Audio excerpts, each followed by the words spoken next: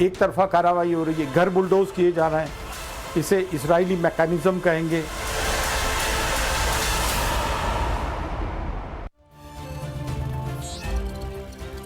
तो मशहूर शायर अकबर इलाहाबादी का एक शेर है, हम आह भी करते हैं तो हो जाते हैं बदनाम, वो कत्ल भी करते हैं तो चर्चा नहीं होती। लेकिन इसे मौजूदा दौर के हिसाब से थोड़ा बदल दीजिए, वो कत्ल भी करें और चर्चा भी ना हो, तब ये शेर आज की सियासत पर एकदम परफेक्ट बैठे। वक्फ में सुधार वाला बिल हो या बहराइच के राम गोपाल को इंसाफ दिलाने की बात, समाजवादी पार्टी के अखिलेश यादव, कांग्रेसी इमरान मसूद और मुस्लिम पॉलिटिक्स के झंडा बरदार असदुद्दीन ओवैसी बड़ी ही चालाकी से विक्टिम कार्ड खेलने लग जाते। राम गोपाल के हत्यारे सरफराज को गोली लगी तो फर्जी एनकाउंटर, और वक्फ की मनमानी से लोगों को आजाद कराया जाए तो मस्जिद मदरसे छीनने की साजिश। ये ऐसे आरोप हैं जिनके निशाने पर मोदी योगी सरकार हमेशा रही। लेकिन इस नैरेटिव में रत्ती भर सच्चाई है क्या, या सिर्फ वोटों की लड़ाई? आसानी से मुस्लिम वोट हासिल करने का एक हथकंडा बन चुका है। पहले आपको हम 3 बयान सुनाते हैं, फिर इस मुद्दे से जुड़ी दूसरी परतों को भी खोलेंगे। आप लोग रिसर्च करेंगे, मिलेगा वक्फ की प्रॉपर्टी का लिस्ट आज पूरी दुनिया में आ चुका है। उसमें पार्लियामेंट है, वो खुद भी पूरा का पूरा इलाका, वसंत विहार का पूरा इलाका, एयरपोर्ट तक, यहाँ तक के बहुत से लोग कहते हैं कि एयरपोर्ट भी यही वक्फ की प्रॉपर्टी के ऊपर बनाया गया। जब वक्फ बोर्ड की जमीन है ना तो बेची नहीं जा सकती। एक बार वो अल्लाह की जमीन है, तो एक बार जमीन हो गई तो रहती दुनिया तक वक्फ ही रहेगी। हाँ, वो रेंट पे जा सकती है, लीज पे जा सकती है। सुनिए भाई साहब, बड़े आदमी हैं आप, जो लीजी बन जाइए इसके ये वक्फ बोर्ड के, और उसको भाड़ा दीजिए। आपको आप रहिए उसमें शानदार बंगले में। बिल्कुल, जितनी जमीनें वक्फ की हैं वो हमारे बाप दादाओं ने वक्फ किया हुआ है। सबसे पहले शिकार हम हैं, हमारे ऊपर हमला है। सबसे पहले हमारे वक्त को खत्म करने की तैयारी है। वक्त कानून ला करके हमारी तमाम वक्त की जायदाद को खुरद करना चाहते हैं। आपकी समझ में नहीं आ रहा है। आप लोग आज भी पढ़ने की बातें कर। तो वक्फ बिल को लेकर पिछले दिनों देश में कैसे बड़े पैमाने पर एक क्यूआर कोड अभियान चलाया गया, सड़कों पर उतरकर इसके खिलाफ सरकार पर दबाव बनाने का माहौल बनाया गया, और ये सब करके दुनिया को एक मैसेज देने की कोशिश की गई कि हिंदुस्तान में मुसलमानों के हक पर डाका डाला जा रहा है। जिस वक्फ बिल से वक्फ के मामले में पारदर्शिता लाने की कोशिश कर रही है सरकार, उसे नकारने के लिए एड़ी चोटी का जोर लगाया गया। और अब उसी कड़ी में यह बेसिर पैर का दावा किया जा रहा है कि भारत की संसद भी वक्फ की जमीन पर बनी हुई। और आपने सुना बदरुद्दीन ओवैसी को, बदरुद्दीन अजमल को, उन्होंने क्या कहा? उन्होंने कहा कि संसद भवन तो छोड़िए, संसद भवन के आसपास का सारा इलाका वक्फ का है। और इतना ही नहीं, वहां से लेकर आप जो देख रहे हैं पूरा वसंत विहार, वसंत कुंज, और वहां से आगे बढ़िए तो दिल्ली का पूरा एयरपोर्ट कई सौ एकड़ में जो बना हुआ है वो सब का सब वक्फ। यानी कि समझिए तो दिल्ली कमोबेश पूरी दिल्ली ही वक्फ पे, वक्फ की संपत्ति। अब आप सोचिए, अगर आज की तारीख में वो कह रहे हैं कि वक्फ की लिस्ट में ये सारी चीजें हैं, अगर पूरी दिल्ली वक्फ की संपत्ति है तो आने वाले दिनों में बदरुद्दीन जैसे मौलाना और इनकी तरह तमाम ऐसे लोग हैं जो इस पूरे देश को वक्फ की संपत्ति घोषित कर सकते हैं।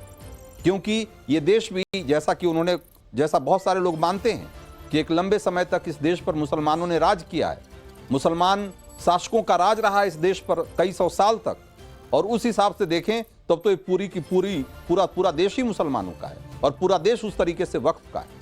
इस तरह की सोच के लोग हैं और ये कह रहे हैं कि ये वक्फ बिल में अगर कोई सुधार करके, संशोधन करके उसको ज्यादा अकाउंटेबल, ज्यादा पारदर्शी बनाने की बात की जा रही है, तो उसका विरोध किया जा रहा है ये कहकर कि ये लोकतंत्र पे हमला है, ये मुसलमानों के अधिकारों पर हमला है। और इनकी जरा देखिए हिमाकत कि किस अबू आजमी कह रहे हैं कि भारत सरकार को संसद का किराया देना चाहिए वक्फ बोर्ड को।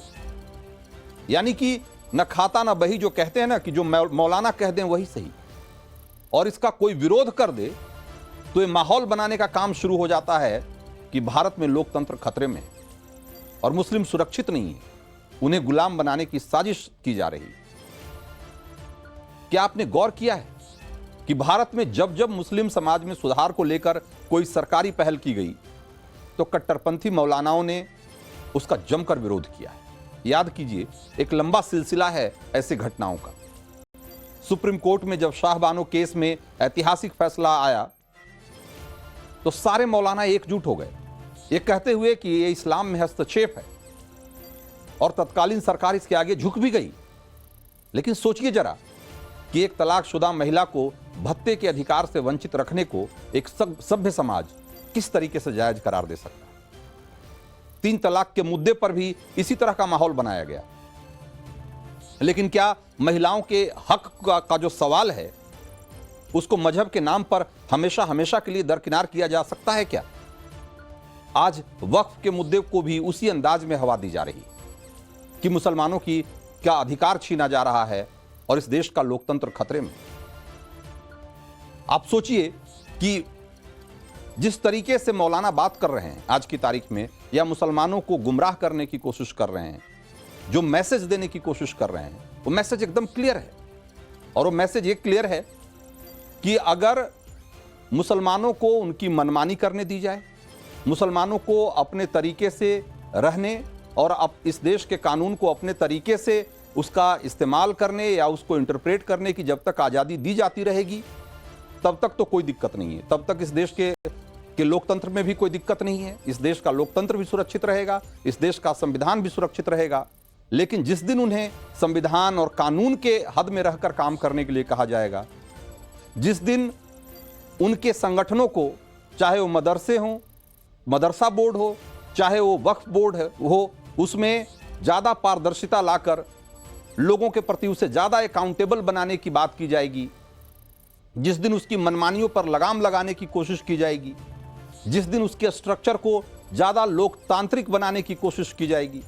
जो नया बिल है वो क्या कर रहा है?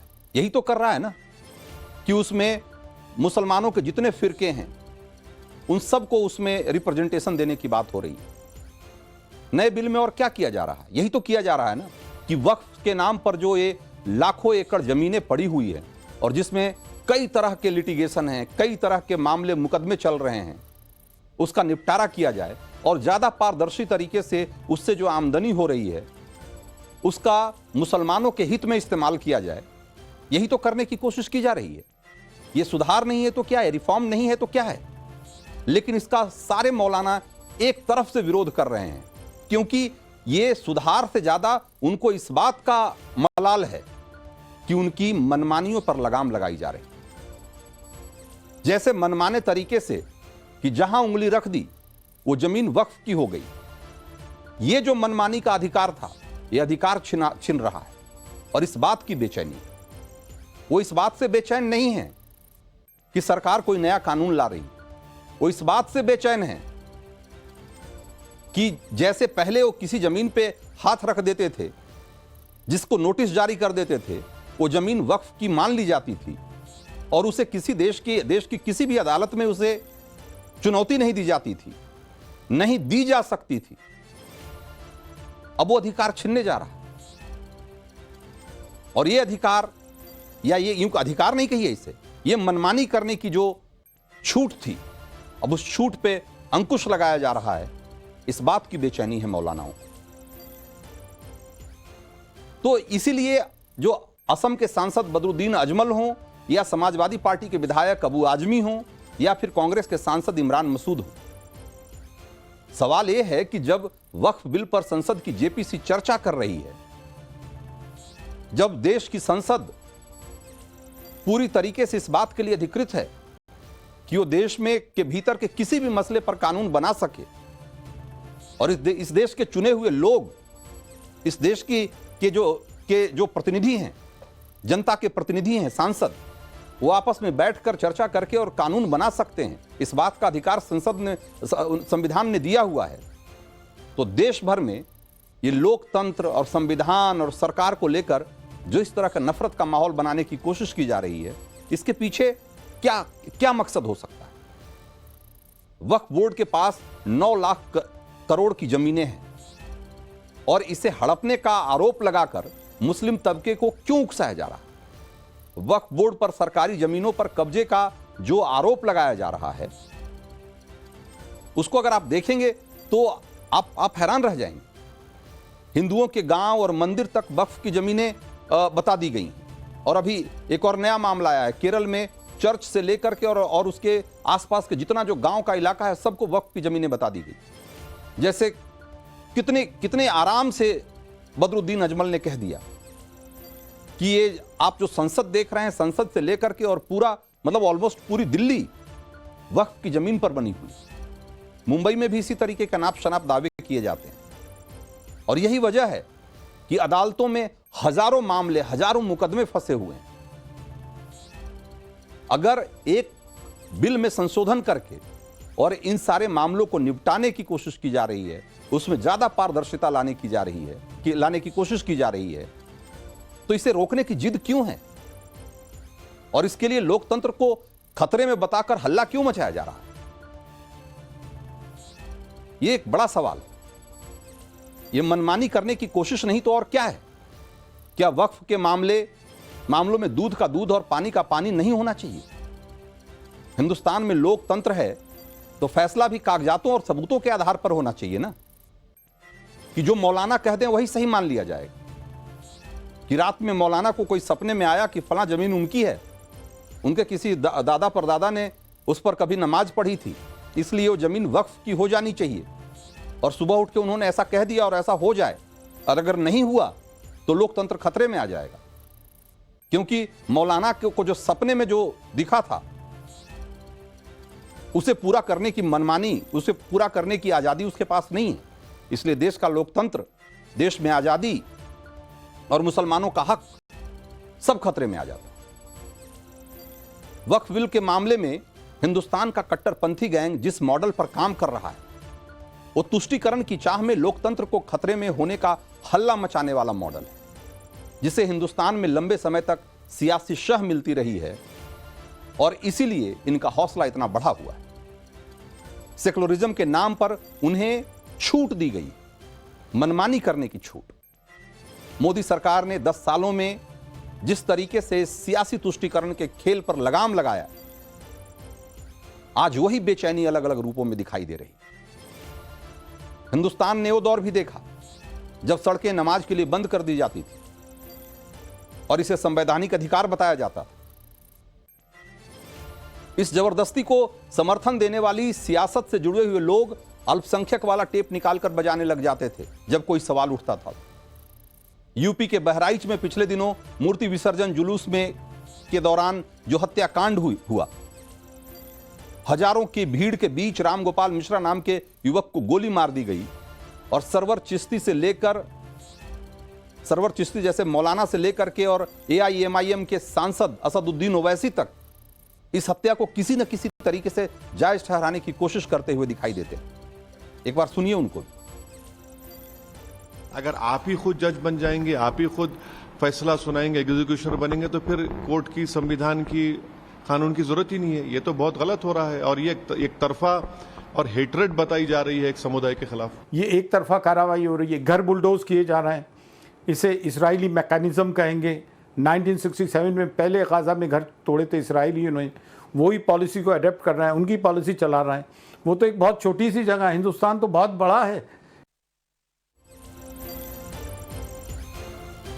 तो सुना आपने, गजब तो ये है कि सीना जोरी के इस चौंकाने वाले सीन के बीच कांग्रेस सांसद इमरान मसूद के ये बयान देते हैं कि हिंदुस्तान में मुस्लिम आबादी को गुलाम बनाने की साजिश चल रही है और इसके खिलाफ मुसलमानों को खड़े होने की जरूरत है। इमरान मसूद ने बात यूपी के मुरादाबाद में एक संविधान बचाओ सभा में दी।